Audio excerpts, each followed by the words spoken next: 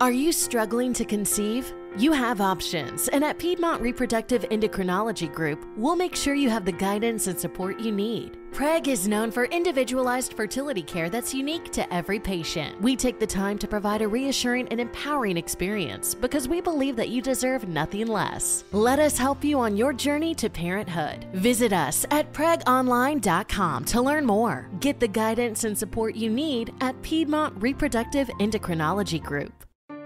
Did you miss your deadline to renew your Medicaid coverage?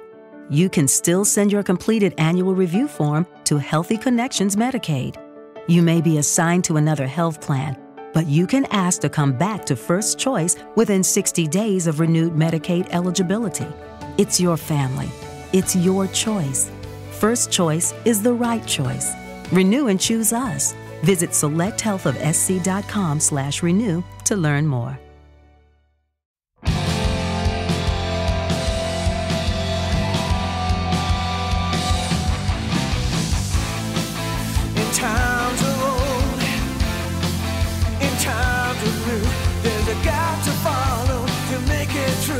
It's the pop culture field, and you will.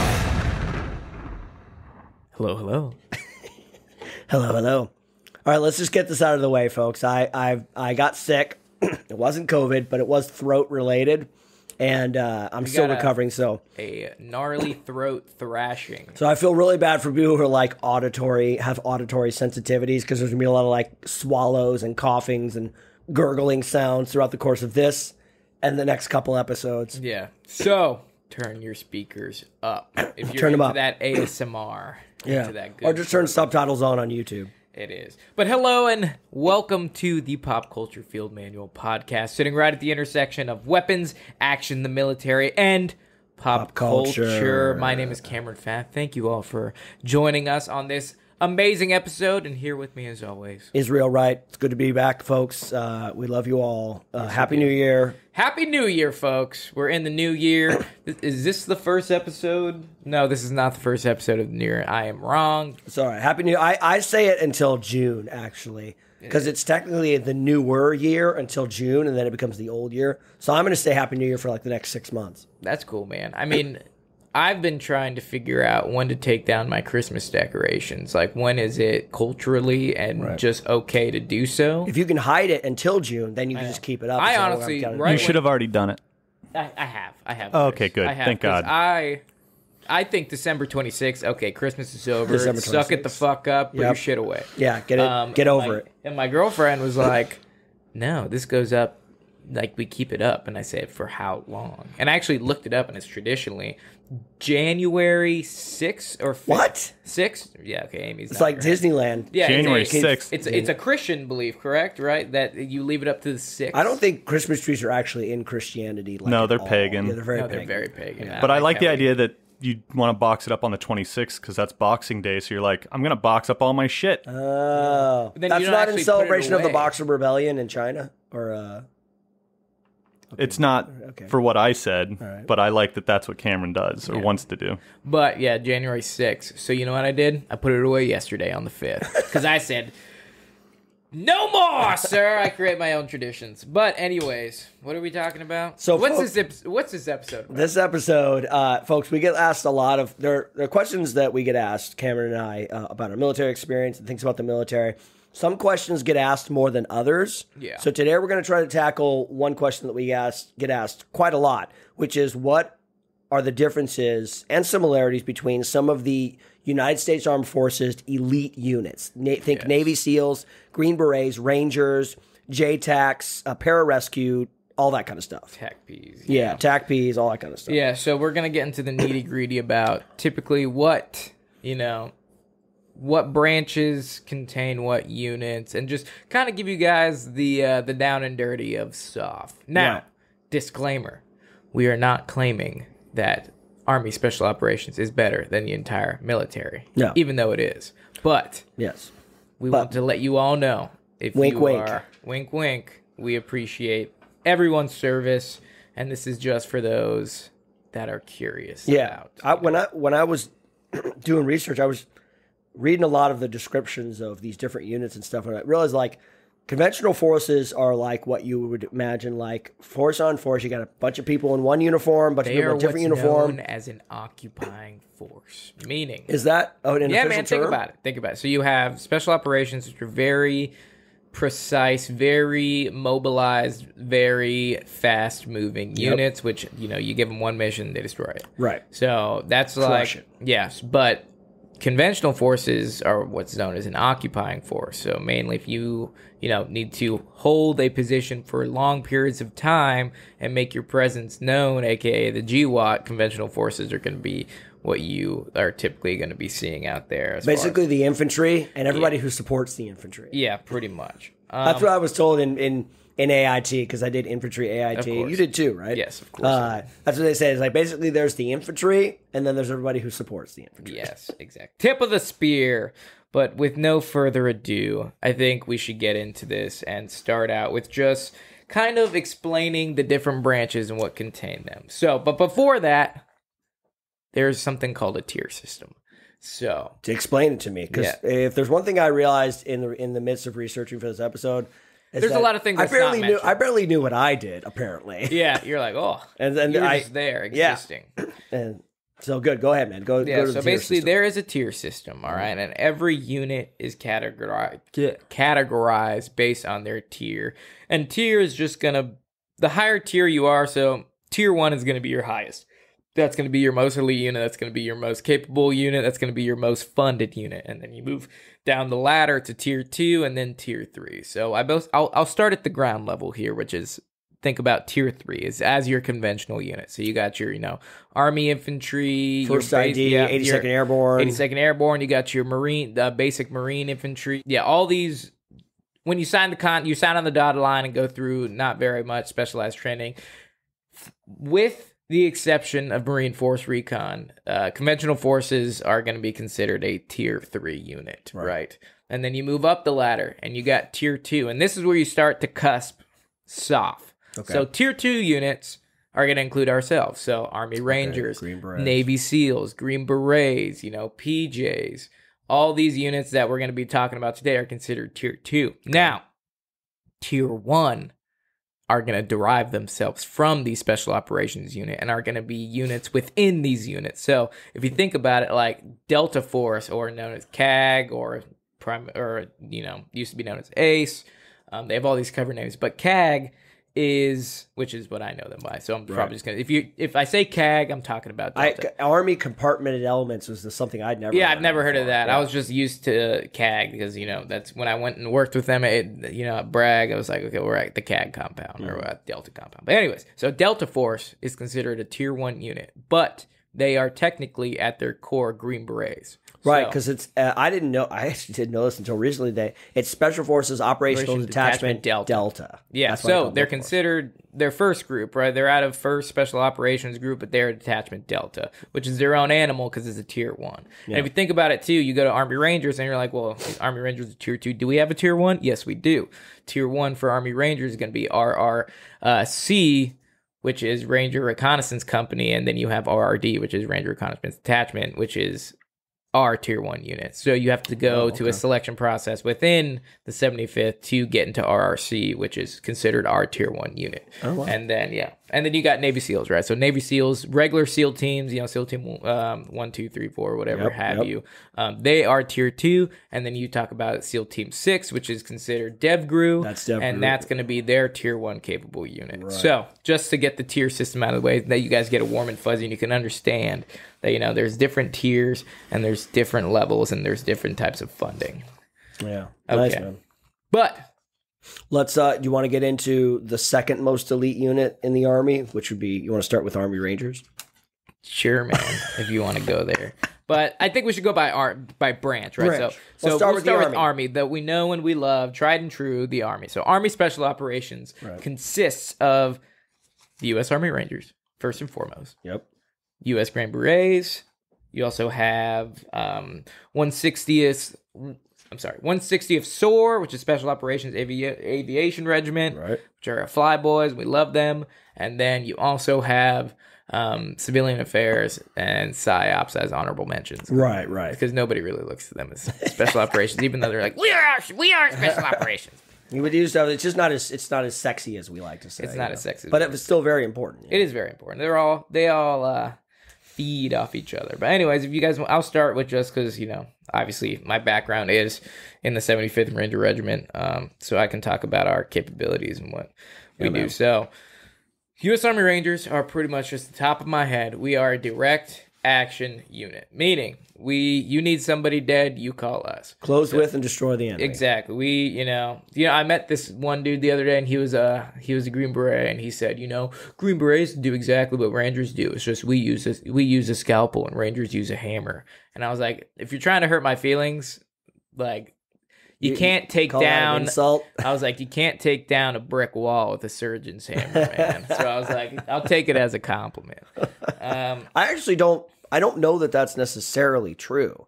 I feel like we have a different group structure, different command structure. Yeah. We do. I mean, we can do what's considered direct action. We did a lot of raids when I was in Iraq, but we are a small unit, literally. Like it's a 12-man team, and stuff like that. And we're what's called a force multiplier. We aren't necessarily a large, massive kind of unit and stuff. The Rangers, they got you have platoon elements and regiments. Yeah, I mean, surprisingly, Ranger Regiment is very small. When I was comparatively, when I was there was only 3,600 of us compared to I think Special Forces, which had around 5,000, 6,000. Right. So yeah, we've added when I was in we were adding an entire.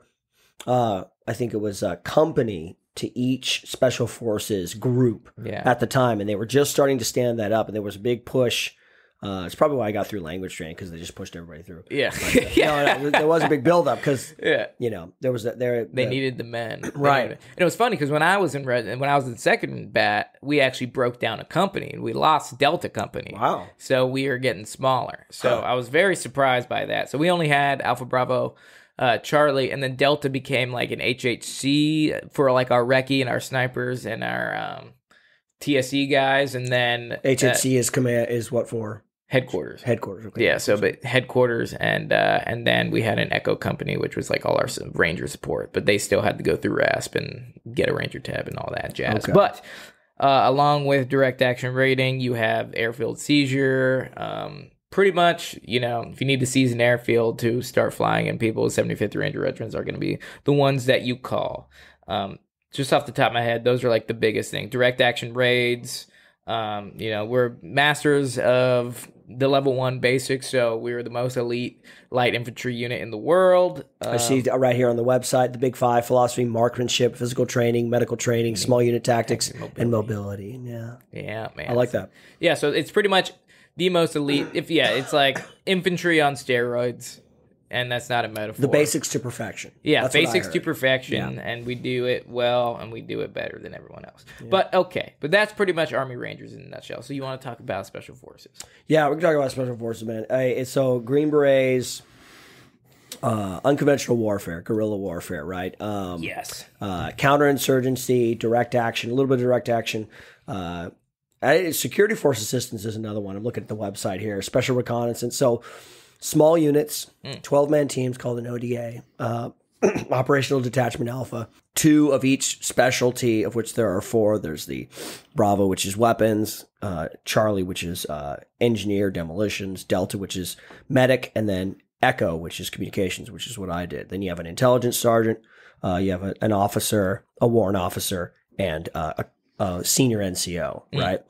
And we're meant to be modular, meant to go into, kind of the classic kind of Vietnam era, going into the indigenous peoples, training them up, becoming a force multiplier, training those troops up, building relationships, so there's a focus on that. What I did in Iraq, we did a lot of counterinsurgency, because there was we were trying to legitimize and build up the current government, and the insurgency was trying to destabilize that. They were trying to delegitimize them. So everything that we did with local people, local Iraqis. We trained up. We did a lot of foreign internal defense, train, equip our allies and stuff like that to legitimize and build up and stabilize their government. And then we did some intelligence gathering, and then also some direct action. We did nighttime raids, that's 0 Dark 30 kind of stuff. Yeah. So we did it all. We're meant to be modular, fast moving, like you say. Not necessarily this massive force, like Rangers going in can't take an airport or anything like that. or an airfield. But the big thing is the force multipliers. We are meant to go into an area and augment it, train, kind of, transform it from, unfriendly to a friendly environment, kind of thing. And you guys do it very well. And it's fun. very interesting. Just for those of you listening, just remember what Israel said, and it's going to sound very familiar when we start to go down the other branches soft. Because it's where when I was reading this, I was like, what's the difference? Right. It's hard to spot. It's hard no, to spot. it is. Yeah, it's just because I feel like a lot of units have. I feel like the GWAT was this Global War on Terror. I feel like that. Maybe that was just because when I was going in, I went in 2005, got out in late 2009, early 2010 time period. And I feel like you were saying, you've said it in previous episodes, so much has changed between 2010 and 2022, 21. So much has evolved. I feel like a lot of units kind of have evolved their mission set to include a lot of different stuff that maybe they didn't before. So we can talk about that as we go forward. Yeah, absolutely.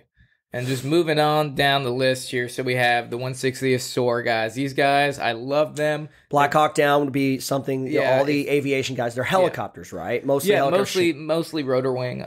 So, I mean, just going as far as their description here from the website. It's the 160 Special Operations Aviation Regiment's mission is to organize, equip, train, resource, and employ Army Special Operation Aviation Forces worldwide in support of contingency missions and combatant commanders, known as the Night Stalkers. So these guys are pretty much going to be your chariot rides of death when if Rangers or Green Berets need to infill somewhere or exfil, these are going to be the dudes that are giving them a ride. Really high end. You go into YouTube, there's one clip that kind of encancompasses some of what they do. Are you talking about where the Chinook has like the landing pad right off the edge of the building? Right on the corner of a building. It lands, the guys get off, and then it takes off. So the guy, he has to hold there. Yeah, because he's not landing because that building corner couldn't. Yeah.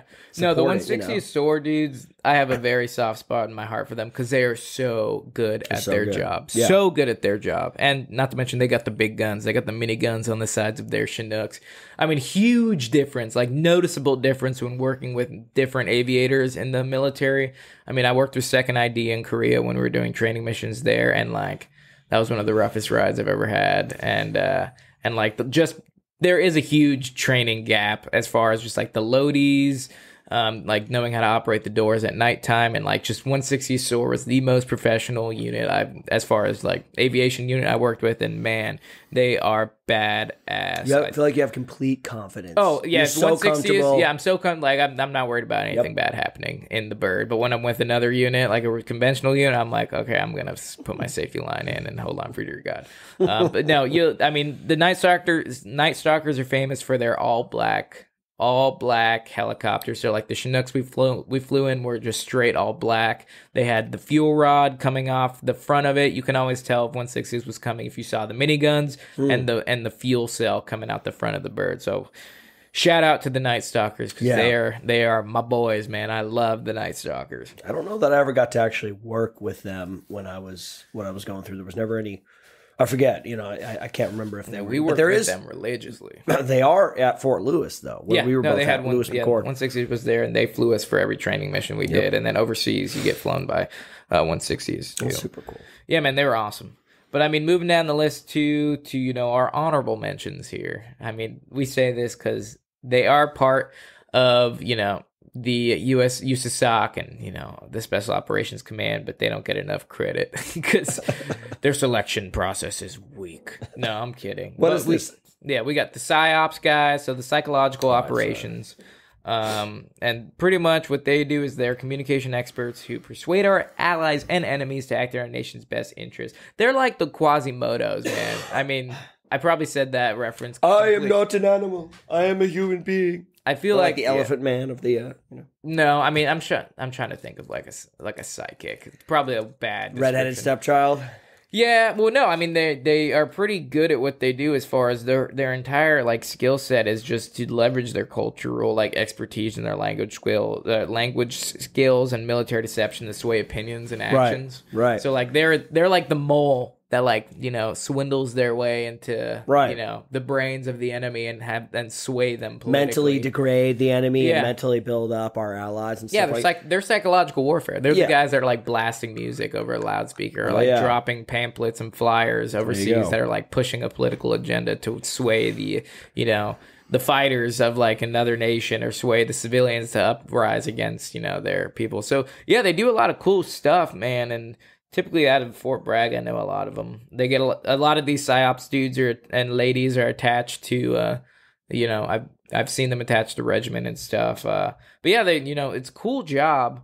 But I don't think it's an unsung. Really, it's not. We make fun of it, but it's an unsung but important part of warfare, right? Exactly. When we think of warfare, we think of direct action. We think kicking in Oh, doors. yeah, everyone thinks of the you door know. kicker type. Yeah, exactly. We think of direct action stuff, but like everything that surrounds that can encompass psychological warfare and stuff. You think about any, like if you watched Dunkirk, you know, at the beginning, those guys are walking through the empty town. There's pamphlets. They're being dropped by the Germans saying, "We have you surrounded" and stuff like that. Yeah, that's psyops. psyops. Yeah, that's psyops, warfare. 100%. You And I know? mean, and they go hand in hand with this next unit, which is civilian affairs, and they're going to be, which is, you know, an extremely important thing.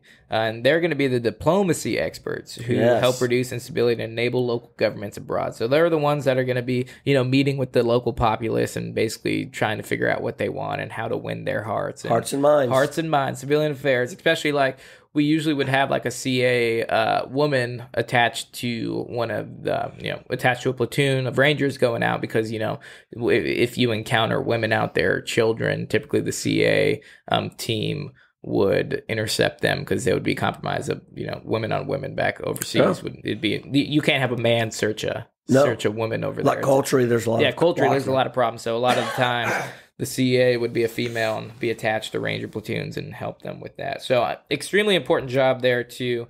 Especially if you want to, like, you know, it's sometimes it's fighting is not the thing that you need to do. You know, like blowing up weapons and shooting people. So if you need to like win people over, basically, that's civil affairs. That's psyops right there. You know.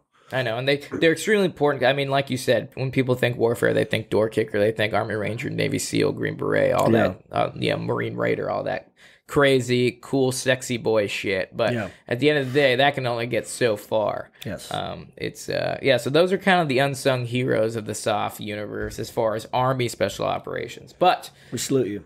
We salute you, Army SOF. But we are going to now move to Navy, to the Navy Special Operations. So most famously in the Navy are going to be your Navy SEALs, your sea, air, and land. Wait, did we talk about Delta Force? Or we talk about that? You want to talk about Delta? We can talk about Delta. I'm looking at my notes here. I don't want to skip that because that's technically still the Army. Yeah, it's still the Army. I mean, Delta Force, also known as CAG, also known as, CAG stands for Combat Applications Group, and also known as Army Compartmented Elements, which is ACE. Interesting. I feel like they're trying to get more obscure to kind of throw they people always off the do. trail. I tell you, they changed their name twice when I was in. So, yeah, Delta Force, you know, known as CAG, which is Combat Applications Group, known as, you know, what was it? ACE again, Army Compartmented Elements, which was a new one to me. I mean, they changed. It seems like they changed their name twice when I was in the military. And I feel like they're just going to keep. Pretty soon they're going to call them like generalized people weapon group. I mean, they even changed their name to Gablestone.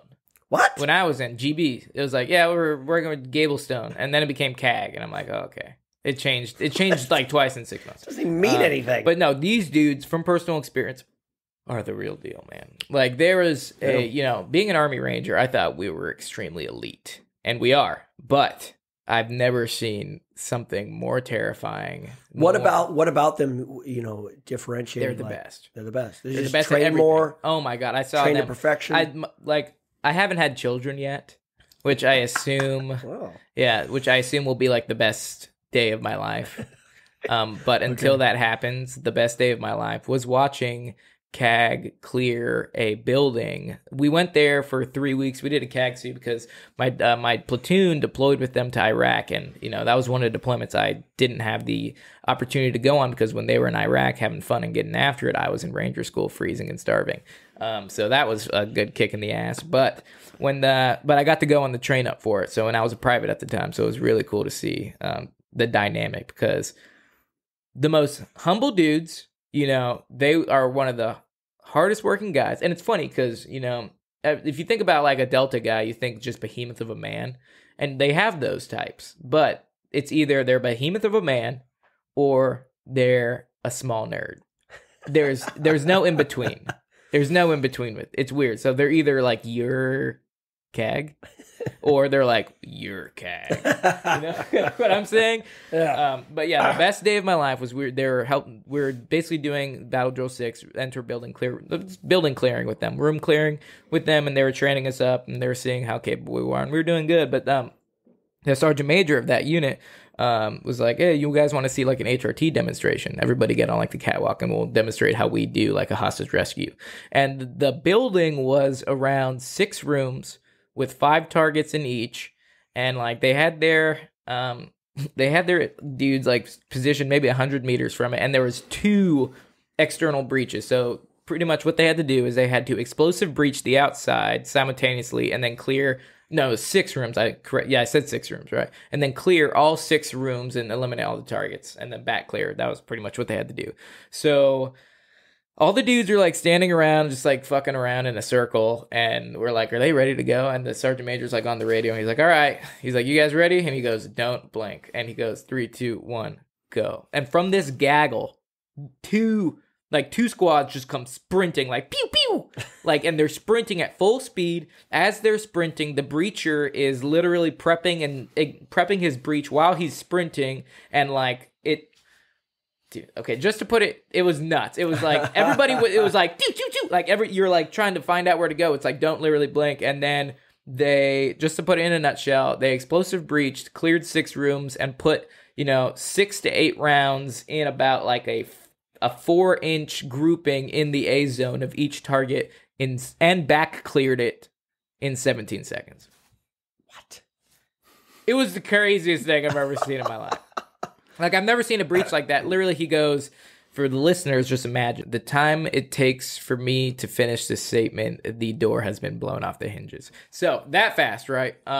They go in, as the 1 and 2 man are literally engaging targets in that L shape. The 3 and 4 man are sprinting into the next open door. Yeah. So yeah, they were able to clear and back clear and kill everything in there, all the targets in less than 17 seconds. It was the craziest thing I've ever seen. You one of the things I love about that is you think about any area of life, any area of like business or art or military finance, where there's something about when you see like excellence. You know it when you see it. Like when you see somebody that they don't just make it look easy.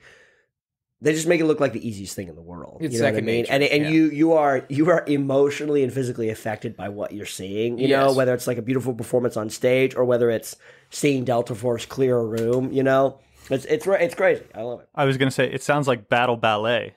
Like it's so choreographed and so flawless. Rehearsed. Yeah, it was flawless. Flawless And victory. these dudes, when we were with them in Syria, and like they're newer guys, you think once you make it to Delta, you're set, and it's like once you get through CAG selection, once you become the newest guy on Delta. We were talking to them, and he's like, "Yeah, man." He's like, "My first 4 or 5 months," he's like, "I didn't shoot around." Wow. He's like, "I literally had to do hours and hours of dry firing before they would even let me shoot around at the range." Yeah. And it was like, man, and you're just like, okay, you think you make it, and then you might be like physically fit to get to CAG selection. Yeah. But it takes a very specific individual that they're looking for. Because I've known some monstrosities of men that you're like, yeah, this guy can be CAG. And they've gone to CAG selection and were not selected. because of personality issues. So it's not just it's not just the it's physical not just- ability. yeah. It's the ability to work well within an elite group. Yeah, and you need to be a very personable person. You need to have good moral values. You need to be a good moral character. And it's not just I can carry a 90-pound ruck for 30 miles. It's more than that. But so Delta has a very, very, until my children are born, they are the best thing that has happened to me in my lifetime. Which is funny because the first iteration, the first kind of unofficial formation of Delta Force was actually kind of born out of a failure a little bit because of 1979 Iran hostage situation. Mark Bowden, the guy who wrote Black Hawk Down, wrote about it. Guests of the Ayatollahs, a book he wrote, but it was about the rescue operation that Carter had attempted to do to get those people out. And that was like the first kind of formation of this elite kind of strike force that eventually turned into the formation of Delta. But it was a rescue attempt, and there was some problem. They had some deaths in the mission, and in the beginning of the mission, they ended up aborting and not trying it. But that is actually what ended up kind of giving them the idea of like, let's do this thing. And it ended up becoming like Delta Force. But that's just an interesting little side note to like, just how far they've come, and just the idea that was founded at that point, and then where it's come to like right now. Yeah, man, they are amazing. They are perfection of the military. And that's another thing too. A lot of stuff that you and I do, and then Delta Force and a lot of these elite units. What I love is that a lot of times you will never know what they did. No. You'll never hear about anything that they've done, No. I feel like Delta Force has gotten a little bit... SEALs are kind of like, they stereotypically get like all the limelight and stuff in the books and book deals and stuff, but like typically you don't hear about the things that they've done, you know? Because they are the definition of silent professional. Yep. Extremely. So kudos to Delta. Those dudes fucking rock, and if you're an enemy of the United States, you should sleep with one eye open because literally you're dead. We're coming for you. They're coming for you. Okay, well, anyways, moving on to the Navy. Moving on to the Navy. And like I said, the most popular of all the Navy SOF units is going to be your SEALs. So sea, air, and land. I know a couple SEALs, pretty good guys as individuals. They get a bad rep in the special operations universe just because everyone thinks they're a bunch of cowboys. Yeah. Yeah.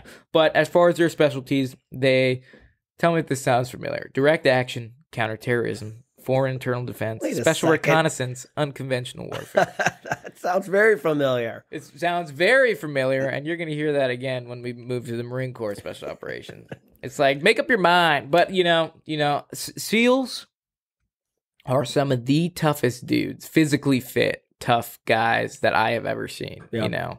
That's one thing that gives, SEALs a lot of respect in my book is, they may not be the most tactically competent as far as just like their abilities in to do battle drills and all that stuff, but man, they can that grit don't quit. Yeah, they got grit, man. They can run forever. They could ruck forever. They are just swim forever. They are physical monstrosities. There's something about maritime operations, like water-based operations, because we're human beings. We weren't made for the water. We can't breathe in water. And something about adding that element to your training and your mission set, that's a cut above, man. That's instant respect, It is. It's like if you can survive in a environment that we're biologically designed not to be in, kudos to you. Because I am not I can swim, don't get me wrong, but I am not like swim 500 meters very fast. And they got the land-based stuff too, because I don't know if you've been paying attention for the past decade, but we've been on land-based stuff pretty much almost. Yeah, there's been no two water. Deserts. Yeah, there's been no water except for the cargo ship rescue. What was that? Captain Phillips? What that movie was based? Yeah, Captain Phillips. Yep. Yeah, and they took a move. Yeah, that's good sniper shot on a. And you believe that after hearing about what their capabilities are, hearing about like SEAL Team 6 or Delta Force, you believe it's not such a far cry for the imagination to believe that they could, on a moving boat, hit a bunch of people all simultaneously. Oh yeah, man, it's not it's. I mean, you train for that. And they go through their own sniper course and they can do all these things. Can I just read? I'm on the Navy.com/SEALs. Like, you talk about like a selling point or like a good PR campaign. Yeah, what's going to make these high school kids stop messaging me of how to become a Ranger and start messaging other SEALs? How do I become a Navy SEAL? By the time you find out a SEAL team has hit you, they're already gone. It takes a special kind of person to qualify for this role, and if you do, you better be ready to prove it with your smarts, strength, and willingness to march head-on into impossible situations. Because your team is the one they're going to call for the last-ditch reconnaissance missions and operations that, quote-unquote, never happened. One day you'll be swimming out of a torpedo tube, and the next day you could be dropping into enemy territory out of a helicopter. It takes intense courage to be a Navy SEAL, and that's what makes them the best of the best. If you have what it takes, then the Navy has a place for you among the ranks of the elite. That's literally off the Navy website. And then you'll get a book deal. And then you'll get a book deal, and maybe they'll make a movie about your life. That's awesome, man. Yeah. Talk about a selling Yeah, point, if you're man. like we get all these kids that message us, and nothing wrong with it about knowing, but No, hey, we love all our fans. yeah, we love everyone who People contact is us. interested in us. But you read that as a very easily influenced child, and you're like, I'm gonna be a Navy SEAL. Yeah, that And pumps that's you it. up. I want to be a Navy SEAL now. Yeah, absolutely. I just got to get my runtime down. Yeah. Yeah, man, those guys, most iconic, military special operations group, as far as the most known by the civilian world, just because Sure. of their books and the movies and the media coverage of them. I mean, if you ask a civilian, oh, you ever heard of Delta Force? And they're like, no. I'm like, you ever heard of SEAL Team 6? And they're like, oh, yeah. Oh, yeah. Oh, Captain yeah. Phillips, they got the video Zero Dark game, 30. Zero Dark 30, Charlie Sheen, Michael Yeah, Biehn. yeah, Yeah. of course. 1990s movie, yep. But let's get to another unit here. I know these guys, but not a lot of people know what supports the SEALs. So you ever heard of, the Special Warfare Combatant Craft Crewmen, SWCC? SWCC guys? I Not had to not be confused with the Green Beret. Did you miss your deadline to renew your Medicaid coverage? You can still send your completed annual review form to Healthy Connections Medicaid. You may be assigned to another health plan, but you can ask to come back to First Choice within 60 days of renewed Medicaid eligibility. It's your family. It's your choice. First Choice is the right choice. Renew and choose us. Visit selecthealthofsc.com/renew to learn more. Every day, my company gets scam phishing emails trying to get money or sensitive info. I wanted to protect my employees and my clients, so I checked out CISA's Secure Our World. They've got simple ways we can protect our businesses from online threats. First, teach employees to recognize and report phishing. Next, require strong passwords plus multi-factor authentication. And finally, turn on automatic updates for your business software. To learn more, go to CISA at cisa.gov/Secure Our World. Q Course SWCC guys. No, yeah, different SWCC. Yeah. Different SWCC. Special Warfare Navy Training SWCC. Center in school. No. Yeah, no. So these SWCC guys. I had not heard of these guys until I started doing research for this episode. Yeah, so the Special Warfare Combatant Craft Crewmen. Have you ever seen Act of Valor? Yes. When they come in on the boat and In the the minigun swampy is area? rocking and they picks them up? Those Yeah. are SWCC guys. Yeah, all right. There They're you go. essentially the 160th.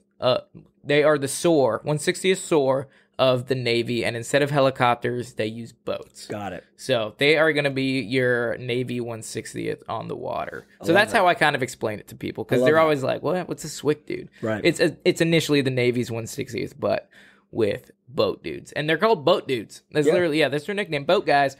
They're same capabilities, exfil, hot infill. They got a bunch of guns on their boats. They got miniguns. They got 240s. They know how to use them. They know how to get you out of hot situations. And a perfect example, if you want to know what they do, is literally just watch Act of Valor. And when they're exfilling in that swamp scene and they come in and the boats start, just ripping rounds out of the minigun, those are your SWCC guys. Yeah. So that's going to be a perfect example of who those guys are. They can infill from the water. They can be dropped from an aircraft, onto the water from their boats. A lot of capabilities, a lot of cool things they can do.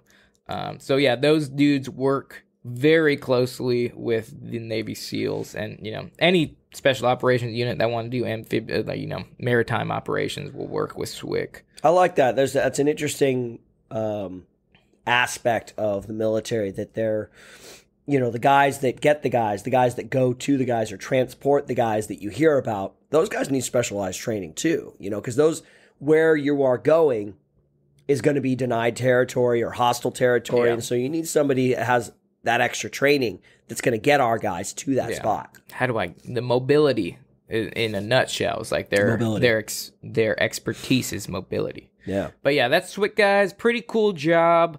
But, you know, I hate the water, so not for me. But moving down, a lot of people don't know the combat support and combat service support. So the CS and the CSS guys in the Navy. So, I mean, that's kind of just like an umbrella term. It's gonna consist of like those communication teams, you know, tactical, cryptologic support, and your EOD guys. So like Navy EOD are, you know, they're technically considered special operations because they're under that, you know, Navy Special Warfare umbrella. Combat divers, explosive divers. All those dudes.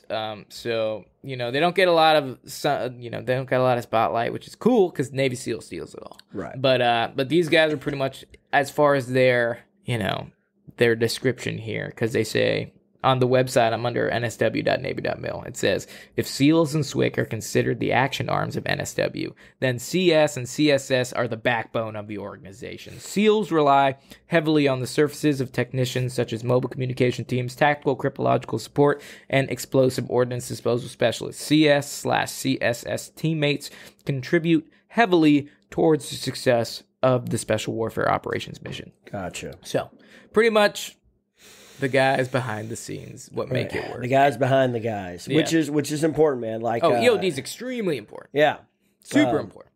Because you think about the people who get all the glory or the people who get the spotlight, but it takes a whole team of teams to support those guys so that they can get their mission done, which is super important. It is super important, and you know that's pretty much encompassing what, you know, Naval Special Warfare, the NSW, which is like their special operations universe.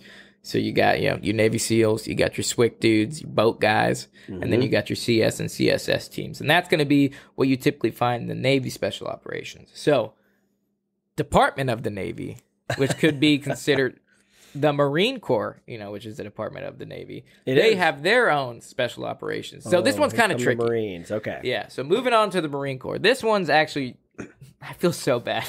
Why? I feel so bad for the Marine Corps and their special operations because they kind of got fucked over. And it's, I mean, they have their, you know, MARSOC is Marine Special Operations Command, and and MARSOC is typically Marine Raiders. They are, you know, definition the same exact thing as Green Berets. They do the same exact thing as Green Berets, just in the Marine Corps. Okay. You know, they get, you know. Which this sounds familiar because when I was going to Halo School in 2007, a bunch of young guys coming through who were Marines, and they were Marine Force Recon, and we talked about what they did. So, Force Recon is different from MARSOC. Oh, okay. Well, then I'm going to shut my mouth. Yeah.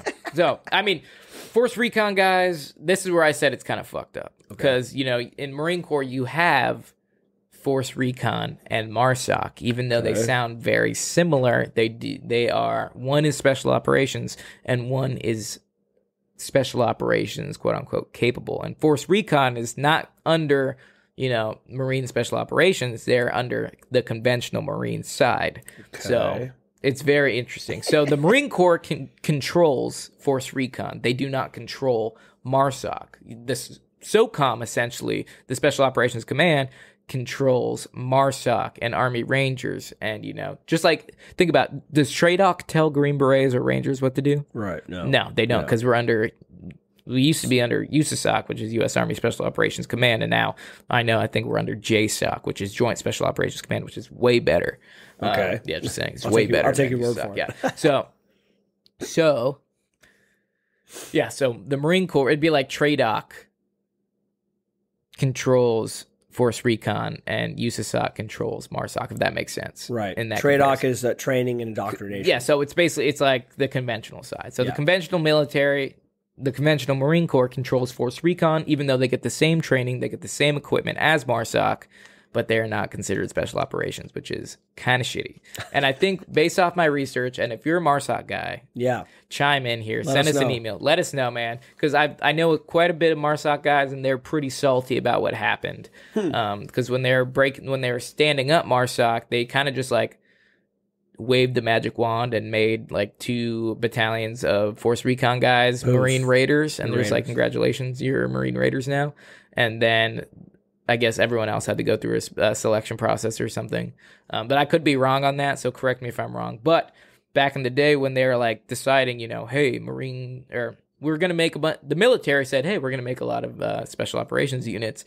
And the Marine Corps is like, we don't want Force Recon to be special operations because all Marines are elite and no one specific Marine should be titled more elite than the other. And in my opinion, that's fucking horseshit. Like if you're a cook. Yeah, it's like this, you telling me this Force Recon guy that's Halo qualified that, went through a 9-week, basic reconnaissance course who's physically fit is not more elite than this cook that can barely pass his PT test?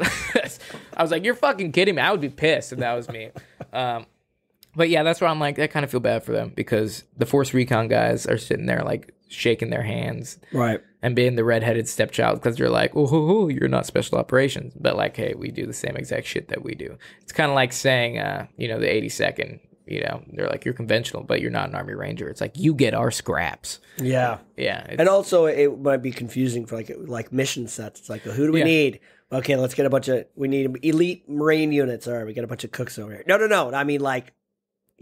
Force Recon. I mean, they're really good at their job. I mean, they are a 100% reconnaissance unit. So their primary set is just reconnaissance. It's not direct action, even though they're extremely capable of direct action. Their job is straight reconnaissance. So and reconnaissance is like very important. That's collecting information. Yeah, it's not up to the minute information so that people can make the decisions about what to do and where to go. Exactly, mobilize the rest of the force. So they're extremely important as far as, because I mean, reconnaissance in a nutshell, it is a battalion asset. It's not a company asset, and you work directly for the battalion commander or whatever command you're underneath. So you are answering the questions that the commander needs to know before mobilizing anybody. So reconnaissance is, extremely important. And I know a little bit about reconnaissance because I've been in a reconnaissance unit for the past 3 or 4 years. And it is fun and it is extremely necessary. But yeah, Force Recon guys are extremely good at their job. Now, you go to MARSOC. Okay. And they are, quote unquote, the sexy Marine unit because they get all the cool equipment, a little bit more newer age stuff. And their mission set is extremely the same, or it's very close, if not the same, as the Green Beret and the Navy SEAL. Yeah, I see direct action, special reconnaissance, foreign internal defense. Yep, same shit, different branch. So, I mean, all these units are extremely capable. It's just like, I just feel bad for the politics that go into the Marine Corps because all these Force Recon guys are trying to go MARSOC because they're like, well, we want to be special operations because technically we are capable. Right. But they don't give it to us. But yeah, I mean, those are great units. I have a lot of friends that are MARSOC dudes, and I know a couple of dudes that are Force Recon dudes, and all of them are studs. So, I mean, you still have to go through, a selection process for Force Recon. I think it's a 9-week, BRC, which is basic reconnaissance after your infantry training to get in a Force Recon unit, and then to go MARSOC, it's like a 9-month, or it's like a 3-week assessment and selection, and then 9-month MOS training, if I'm correct. I don't know. Correct me if I'm wrong, people.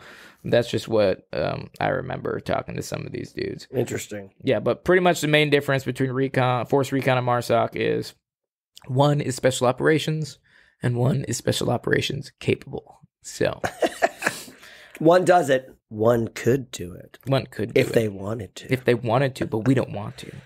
But anyways, so that's the Marine Corps. Kind of short and sweet as far as just like, there's not a lot of special operations things. By the way, we should also, I mean, if you didn't get this before, this list is not exhaustive in terms of our description, stuff like that. Like, we had to do a lot of research and stuff. I'm happy for this episode because it really clarifies a lot of questions that I had about different elite units, because I've been asked this question so many times, and I'm starting to like second guess myself, like, do I really know what these guys do? And so it's good to clarify. It is good. And I've had the pleasure of working with a lot of these dudes and having a lot of these dudes as friends. Yeah. Holy Jesus Christ. Sorry. We're about to move on to Air Force Special Warfare. So they're Air Force Special Operations. And I went on their website, and they say, and literally the first thing that's here is, receive a $50,000 enlistment bonus. Oh my God. That's so Air Force. Way to promote the stereotype Air Force. Yeah, oh my God. They're like, if you're ready to be challenged like never before by joining an elite team of special warfare airmen, you can receive a $50,000 enlistment bonus. Bonuses are earned upon completion of special warfare training pipeline and a 6-year enlistment contract. Oh my God. 50 grand to just, Well, I love this. Air rescuemen. I love this. Airforce.com/careers. The airmen who make up Air Force Special Warfare are the most specialized warriors on the planet. They're the ones that other special forces look to when the mission calls for their unique skills and fearless commitment. Wow. Yeah, no, Wow, I mean, okay, all right, hey, Air man, Force. Let me put this out there. If I had to do it all over again, and I knew what I knew now, and like I was in my RASP shape where I was running like 5 miles in like 32 minutes, I would definitely go Air Force Special Warfare. I didn't even know that these things existed, but when I joined the military, I barely knew about Rangers, and I just certainly didn't know about Green Berets. I had to be told halfway through basic training what they really did, you know? Yeah. So I never got to pararescue jumpers. The PJs are the ones you always hear about. They're like the mystery. They're like the Batman of the military. Yeah, man. They're the like, Arc'teryx wearing. They're the fancy jacket wearing. You know, extremely physically fit, not tie-in experts. The PJs, they're cool, man. Their pipeline is hard too. Their pipeline is extremely challenging. Well, you think about, I mean, what they do, pararescue, they are the ones who primarily, if there's a downed pilot or something like that in denied enemy territory, they're the ones who go in and get them. You think about the skill sets that have to be involved, all of the infiltration methods. Oh, yeah, man. They are masters. Like I said, they're masters of the knot. Yeah. They know how to rope like motherfuckers. The knot. I love it. Dude, they know their knots, let me tell you. Also, I mean, they're combat medics. Like, they're specialized medics. And you think about it, PJs go to SOCOM. I'm sorry, SOCOM. Yeah. Special Operations Combat Medic Course. Which is in itself is very challenging. It's like and that's 9 weeks months. or something. Yeah, it's like 9 months. It's and when you come out of SOCOM, you're I'm pretty sure you're like 2 years away from a PA when you get out. Right. And then you are you're I'm sorry, I'm forgetting. What's the step above EMT? Pararescue? No, you're a paramedic. Oh, paramedic. You're paramedic qualified. Like you were good to go. A SOCOM medic is like, you know, medical student. Yeah. They're extremely knowledgeable. And they go to military free fall. They go to SEER school. Oh, they go to everything. Yeah. And PJs are awesome. But that's not what I'd want to do in What would you want to do? I would want to be a TAC-P. That's what I would want to do. Is Tactical Air Control Party. A TAC-P. Those dudes are super cool, man. And we would have a TAC-P attached to every platoon in regiment. Yep, we were familiar. We had a couple of these guys come through. Yep. Yeah, and you know they were cool dudes. They were super cool dudes. And being in the Air Force, you don't have to listen to jack shit of anybody. They were just like, someone would tell them what to do, and they're like, nah, I don't feel like it. And they would just do whatever the fuck they wanted. Not to mention their gear was way better than ours. Even though we had like, you know, PVS 31s, they would have PVS 31s with like autofocusers on them. Because what do they got to do? They got to call in close air support. Close air support. Their job is airstrike targeting, close air support, and special tactics. And they would, you know, they rolled with, you know, the company commanders, and they were the airstrike champions. They were like the god of the air. You want to call him, you know, an airstrike? The TAC-P is there to do it. I mean, we had our, you know, 13 Foxes. We had our forward observers, but the TAC-P was like the man to do it. And they were so good at their job. Like, I would sit there and watch a TAC-P just do his thing. Never put his hand on his gun. It would always just be his hands on his PTTs. And he would just be talking with the air, like, click, click, click, click, click. And I was like, those dudes, you think like Ranger Platoon gets kills? No, the TAC-P will get 3 times the amount of kills. That confirmed kills? Yeah, couple dozen. Yeah, because they'd just be like, oh, okay, yeah, I'll level this building here. Boom, boom, boom, drop a J&M on it, fucking boom. Be like, here's coordinates on my thing, and he just, you know, you just leveled like 60 people. Yep. TAC-P, coolest job in my opinion, but, you know, I'm biased just because if I knew what I knew now before I joined the military, I would want to be a TAC-P. And that's just because I have a very, you know, a big interest in radios nowadays. Because, like, it's really interesting. Where do you think that comes from? Because I understand what gets the kills. Like, I understand, you know, being a door kicker to somebody that's just like, you know, they think warfare. They think, yeah, I kick in the door with my gun and I do this thing in the military. I want to be infantry. And then I do it, and I'm like, okay.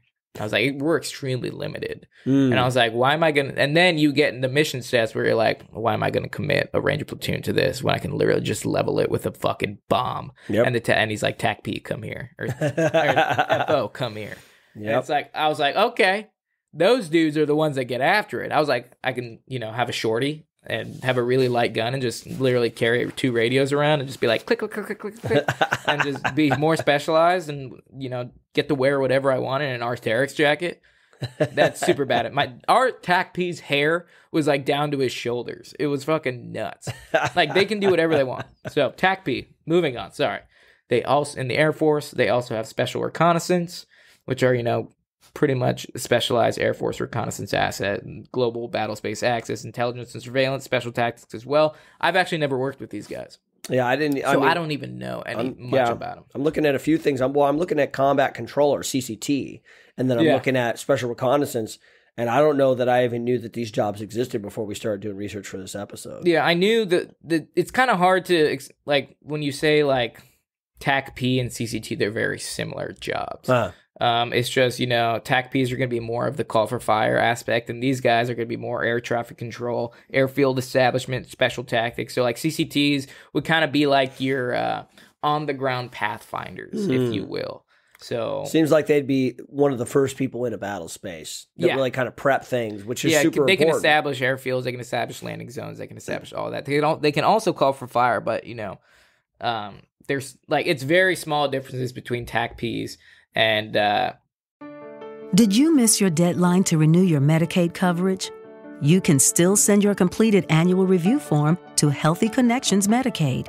You may be assigned to another health plan, but you can ask to come back to First Choice within 60 days of renewed Medicaid eligibility. It's your family. It's your choice. First Choice is the right choice. Renew and choose us. Visit selecthealthofsc.com/renew to learn more.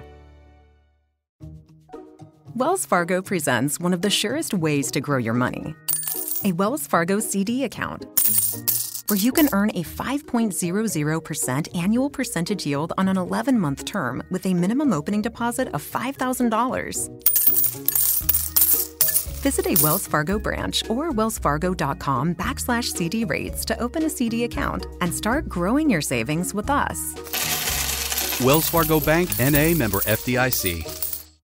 And CCTs, but in my opinion, I think TAC Ps are a little bit more direct action. Right. CCTs a little bit more in the backspace, doing the radio thing, but they're very similar jobs. Most demanding out of these all, I'd have to say PJs, just because of the medical, learning curve, as the well nature as, of the mission. Yeah, the nature of the mission. But out of special reconnaissance, CCT, PJ, TAC P, my favorite by far would be a TAC P. Is Falcon and Winter Soldier, was he pararescue? I feel like he was, because that's where he got his wingsuit from. Probably. You guys can correct me on that if I'm wrong. Yeah, probably. Well, I think that pretty much wraps it up. That's a good once over the world. Yeah. About. I mean, we didn't talk about Coast Guard, but they're not a military branch. So I mean, that could be a different episode. Hey, CIA's got their own little thing too. Yeah, CIA's got their thing, but we're running a little low on time, so maybe that can be in another episode. Sorry, Coast Guard folks. I know you got a very cool special operations. No, unit. they do. Yeah, maritime operations. Yeah, maybe we'll have a pity episode for the Coast Guard. Yeah, the pity episode. Talk about Ashton Kutcher. Welcome to the pity party. Pop culture field manual. This we one's could about do the a Coast whole Guard. episode about the Coast Guard and film. Yeah, there's a couple movies. I know we could do that. Is that one with Bruce Willis? One with Ashton Kutcher, No, I don't know that one. And Kevin Costner. I don't know. Oh yeah, that one. I mean? Yeah. So that others may live. I forget it. Okay. Anyways, we'll do that because there's actually a lot of cool stuff that the Coast Guard does. So stand by, Coast Guard. We love you. We love you, Coast Guard. But that's gonna wrap it up. We we hope we answered some questions about the differences and similarities. If we missed something, go ahead and hit us up on PCFM or Pop. What is it? I fucking forgot. PCFM podcast at gmail.com. Hit us up on PCFM podcast at gmail.com or on our Instagram page, PCFM podcast. But we're not done, folks. We want to say real quick that the PS5 raffle is over and done with, and a huge congratulations to Jordan Woods. I'm all over the place. I just finished my cup of coffee, so I am vibrating right now.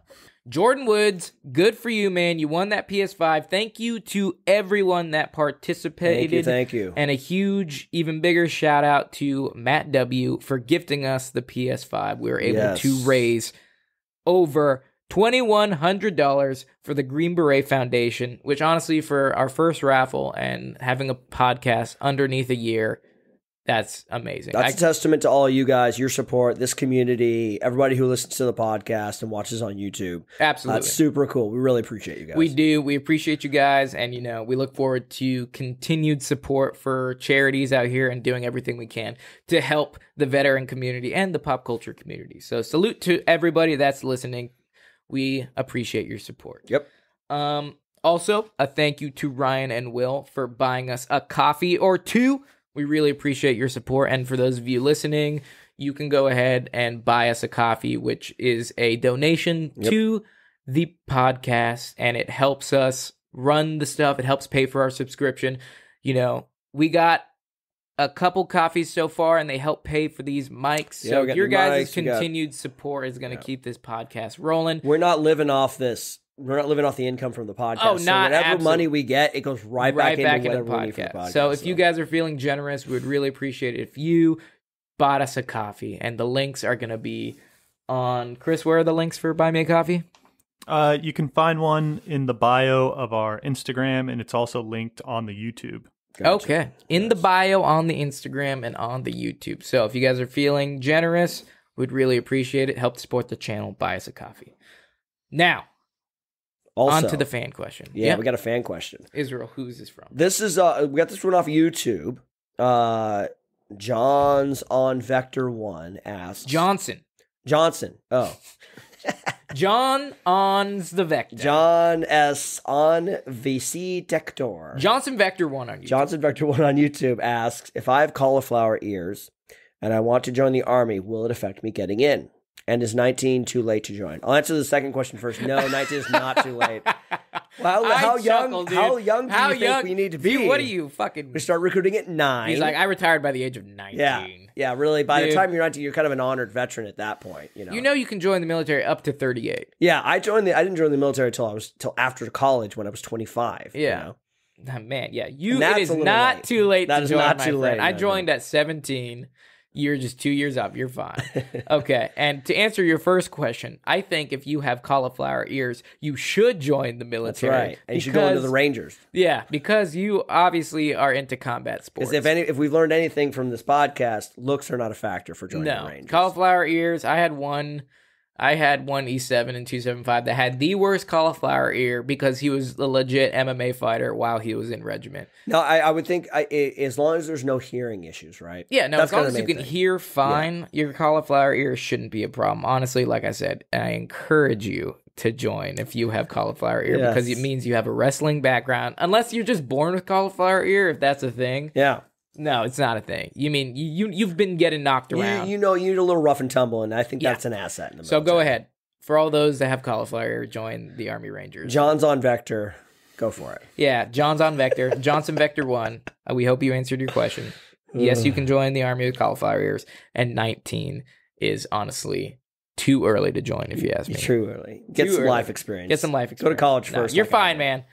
You're fine. Well, with that, let's do our game. That's the game time, baby. All right, guys. You ready for the game? Yes. I'm ready, Chris. I'm excited. All right. I love these games. This game is so simple, even Cam can understand it. Wow. Yeah. What a burn, Chris. I'm He's taking my so salty shots. because I always make fun of him because he wears running shoes with jeans. And that is a fashion no-no, folks. Unless you have to stand for 8 hours while recording a podcast. So, it's okay. This game is called Who Do I Work For? Okay, I'm going to give you the name of a character from pop culture. You have to tell me if they're Delta, SF, Ranger, or SEAL. Nice. Oh, this is a cool game. Cool, man. Let's do it. Who does number 2 work for? If you want a hint, okay, I'll tell you the actor that plays the character. Okay. And if you want an additional hint, I'll say the name of the movie. Okay, cool. If it were any easier, it'd be called Patty Cake. Gotcha. Just kidding. This game is hard as balls. Okay. Are you ready? ready? Do it. All right. So this is the warm up. Cameron Poe. Cameron Poe was an Army Ranger. That's from Con Air. Con Air. That's right. Correct. That's Nick Cage and Con Air. He was an Army Ranger. Very good. Yes. So that was the warm up. Because I watched Con Air and he has the same first name as me and he's from the same Ranger Battalion as me. Second Ranger? Yeah, he's from Second Ranger. Right. Cameron from 275. All right. Here we go. And yes, I've been to jail. First one. Master Chief John James Ergale. He was a Navy SEAL. Well, yeah, it has to be Master Chief. Master Chief. Yeah, but we're trying to see. Well, I mean, do we need? No, you can. That's it. Just Yeah. Okay, yeah, Navy SEAL. He's a SEAL. It's Viggo Mortensen and G.I. Jane. Hey, Nice. okay, all right. If you guys want, I can let you try to guess actor and movie. Yeah, I have no idea. I'm Lieutenant, going off ranks right now. Seek life That's how I'm gonna elsewhere. win. All right. Jack Bauer. Jack Bauer. Well, he works for CTU, Counterterrorism Unit, in 24. This is Kiefer Sutherland's character. But I can't remember what his military background is. Special Forces. I'm going to say he's Green Beret, just because I want him to be. It's correct. Hey, all right, Nice. hey, okay, Here we cool. go. When in Special doubt- Forces. I can When in see doubt, that. Navy SEAL That's good or- for his character, too. Yeah. That's When in good. doubt, Navy Unconventional SEAL or warfare, SF. yeah. Yeah. All right. BJ Blazkowski. Blaskowski. Or Not Blazkowicz. BJ Blazkowicz. Blazkowicz. That's what I meant. He was, this is Wolfenstein. He's the main character of Wolfenstein. I He was Special Forces, right? want to say, well, I mean, World War II, I want to say, yeah, I would Oh, wait. say No, if he's in World War II, Special Forces wasn't even he's stood got to be a up Ranger there. then. He's either... Because Green Berets didn't exist back then. Okay, then yeah, I would say Army Ranger. I'm thinking because the Marine Raiders were stood up in 2005. What other SEALs were? I was going to say OSS, but that was British. yeah, OSS no. is kind of the template for the Green Berets, what they eventually became. Okay, yeah, then we're gonna say Army Ranger then. Let's say Rangers. That is correct. Yeah. Now look at us using history and shit. Look I know. I at us love knowing things. Yeah, look at you guys. I'm impressed. All right. Phil Coulson. Phil Coulson. Agents of S.H.I.E.L.D., Avengers. Avengers. Yeah, he gets stabbed in the back by Loki in the first Avengers movie. Do you know the name of the actor that played him? He has a weird, like his first name sounds like his last name sounds like a first name. Amy knows. No, it's oh man, I met him. I sat next to him in the makeup when I did background for Agents When I of was doing S.H.I.E.L.D. my makeup. with frickin' Hudson. What's his name? Bill Paxton. Bill Paxton was there that day. Maybe He said hi to me. He said hi to me. He did say hi to me. What was he though? Well, let's try to find out who he was first. I mean, if he was an agent of S.H.I.E.L.D., is very, very pop culture, really. It seemed like he was sound maybe show. like he seemed Probably like he would be in SEAL. the Air Force. I'm gonna say Navy SEAL. Navy SEAL. I'm gonna say that just because it's Marvel and they like to milk the shit out of the most known units. All right, I'll go with you on that one. Let's say Navy SEAL. He was an Army Ranger. What? Really? Yeah. Wow. I think it's more in the comics. I don't think it comes up in the MCU or anything. But Really? yeah, I'm Army. trying to think of his That's cool. name, the actor's name. What is it, Amy? Clark Gregg. See, it's two first names. Yeah, Greg? yeah. It Clark could, Gregg? And I always want to say Greg Greg Clark because that sounds normal. Greg but Clark sounds, yeah. Clark Gregg does not sound normal. His last yeah, no name matter sounds how like his name first appears in the phone book, it could still be a name. Right. Yes. Although Greg has 2 G's in it. Okay. That's fine. Marcus Luttrell. Marcus Luttrell was a Navy SEAL. Navy played SEAL. by Wahlburgers. Yeah, Marcus Luttrell, lone survivor. Yeah. Navy SEAL. Wahlburgers. All correct. Very good. Yep. I am thoroughly impressed so far. There you go. We only All missed right. the Ranger one. Yeah, you only missed Phil Coulson so far. Yeah. Who played Mike Murphy? Mike Murph. Yeah, in Lone Survivor. What's Was that it Ben actor's name? Foster? What's that? Was it Ben Foster? No, not Ben Foster. I don't now know. I'm trying to. Now I forgot his name. Just left me. It's freaking John Carter of Mars. Also, what is it? Oh, Taylor Kitsch? Taylor Kitsch. There you go. There we go. Now All right. you won. That is correct, Chris. You've won my game. Yay! All right. Jill Valentine. Jill Valentine. That's Resident Evil. She's one of the main characters from Resident Evil. Well, she's not a police. She's a police officer. She's in Stars, but she has a military background. She does. Was she psyops? Was she civil affairs? She couldn't have been in a combat arms unit. Well, this is a video game. There's Okay. only 4 choices. Okay. Yeah. I mean, I'm going to say, just because she's a lady, that she was in civilian affairs. I mean, I'm going to say like Rangers, because it's like, I'm going to 'Cause it's a say video like Special game. Forces because Alright. it's a video game. Delta. what? She was in Delta Force? There's women in Delta Force. There are women in Delta Force. Yeah, actually, there are women in CAG support. Okay. I didn't go over that, did I? No. Yes, there is. So I like how there's- it connects up to the episode today. Yeah, I'm sorry. Yeah, there is besides Delta, they also have a Delta support, which is an awesome job. Listen, They are amazing. Yeah, and there's women in there, and they're badass. And I'm sure they deserve to be there. If they're in there, I'm sure they deserve. Yeah, that's they like your made the canine standard. section. That's like your armorers. That's like your supply guys. As long as They you were can meet cool. the standard. Yeah, oh yeah. As long as you can meet the standard. That's Israel's only rule. That's right. He All was right. in Delta support. Yes. Jason Bourne. Jason, my God, it's Jason Bourne. Yeah, that's He Jason was- Bourne. Matt He Damon. was Special Forces, Bourne, right? The Bourne Identity movies. I've Special never- Forces? Yeah. I feel like he was a Ranger. Because, Rangers are hardcore because he went into Treadstone after his military service. So he was either a Marine or I'm going to say Ranger. Wait, I'm going to say Navy SEAL. I'm gonna say he was just a Marine. That's not a choice, Cameron. It has to be either Rangers, Green Berets, Navy SEALs, or... I think he was a recon Marine.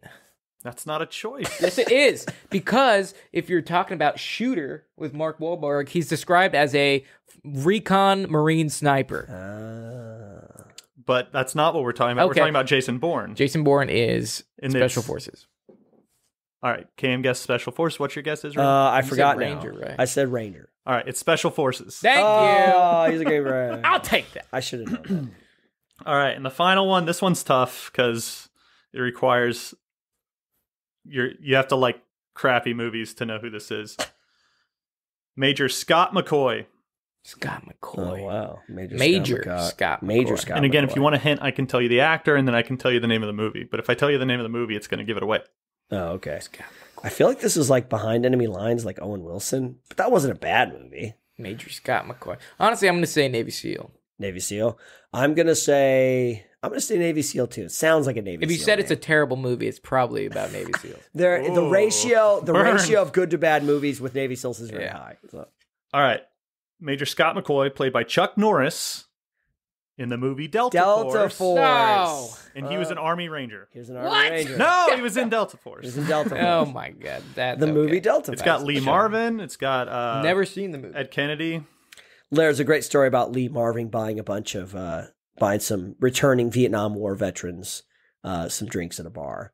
There's a play. This is so sidetracked, but like there's a play called Welcome Home Soldier, and it's all true accounts of it's like in play form of Vietnam veterans. Like good stuff, bad stuff, and it's a really great play, very patriotic, very cool. And there's a story in it about Lee Marvin buying a couple of veterans some drinks. Some beers. Yeah.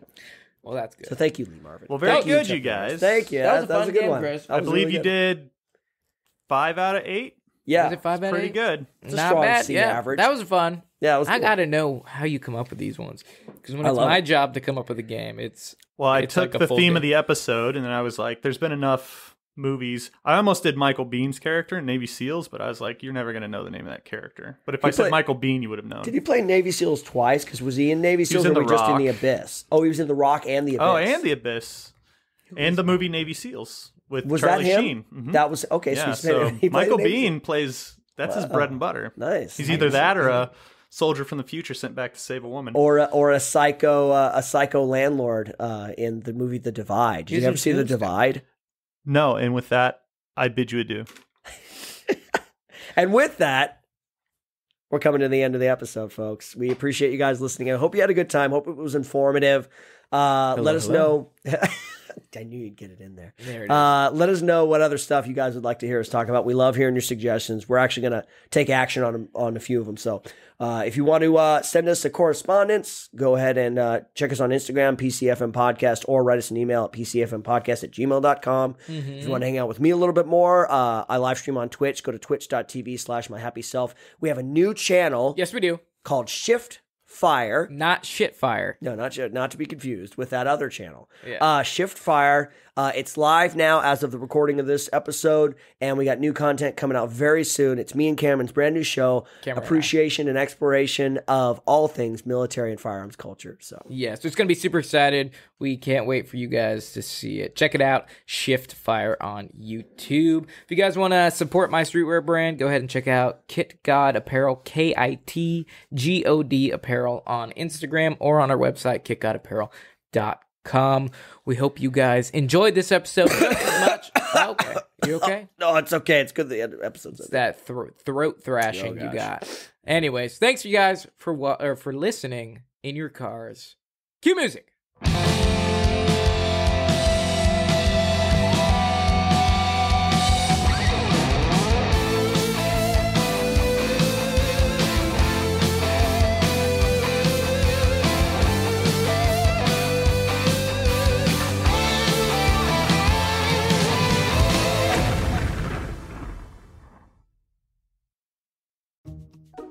Wells Fargo presents one of the surest ways to grow your money.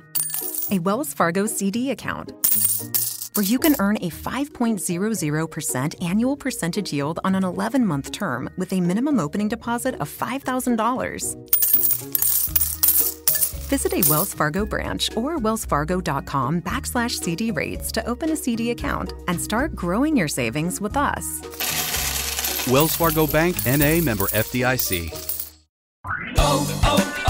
O'Reilly. It's Superstart Battery Month at O'Reilly Auto Parts. Get up to a $25 gift card after rebate with the purchase of select Superstart batteries. Our professional parts people will test your old battery for free and recommend the right battery for your vehicle. For power, performance, and reliability, choose Superstart batteries only at O'Reilly Auto Parts. O'Reilly Auto Parts.